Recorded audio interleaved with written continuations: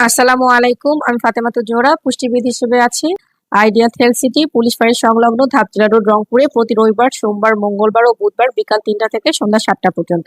আজকাল আমরা সবাই অনেক স্বাস্থ্য সচেতন। আমরা জানি যে আমাদের কোন খাবারগুলো গ্রহণ করা উচিত, কোন খাবারগুলো গ্রহণ করা উচিত না। কিন্তু ওজন কমানোর ক্ষেত্রে যদি আমি বলি, ওজন কমানোর ক্ষেত্রে কিন্তু আমাদেরকে এটাও গুরুত্ব দেওয়া উচিত যে আমি কোন সময় কোন খাবারটা গ্রহণ করছি।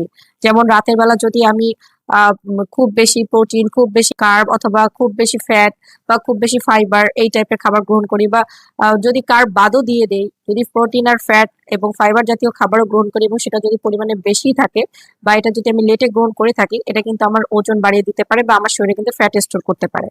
হয়তোবা ওজন বাড়িয়ে দিচ্ছে না, কিন্তু এটা কিন্তু আমার শরীরে ফ্যাট স্টোর করতে পারে যদি পরিমাণে বেশি হয়ে যায় বা আমরা যদি খুব বেশি লেট করে খাই। আবার যদি সকালবেলার কথা বলি, সকালে আমাদের কর্টিসল লেভেলটা অনেক হাই থাকে, ইনসুলিন স্টেবল থাকে, যেহেতু তখনও পর্যন্ত আমরা কিছু খাই না। তো এই জন্য দেখা যায় যে যদি সকালবেলা আমাদের শরীরটা কিন্তু ফ্যাট বার্নিং মুডে থাকে, অর্থাৎ cortisol high, fat burning mode on.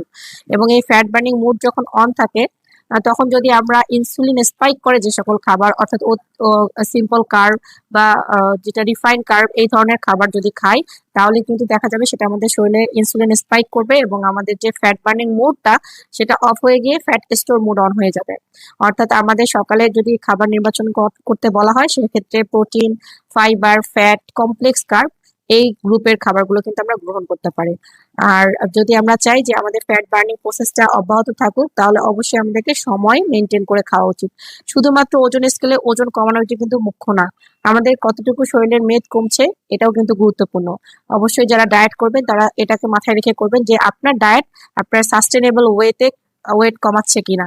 যদি আপনি একটা কোনো গ্রুপ অফ ফুডকে বাদ দিয়ে ডায়েট করেন, যেমন কার্বকে টোটালি বাদ দিয়ে আপনি ডায়েট করেন এবং পরবর্তীতে ওজন কমার পর যদি আপনি আবার কার্ব খাওয়া শুরু করেন, আপনার ওজনটা কিন্তু আবার ব্যাক করবে।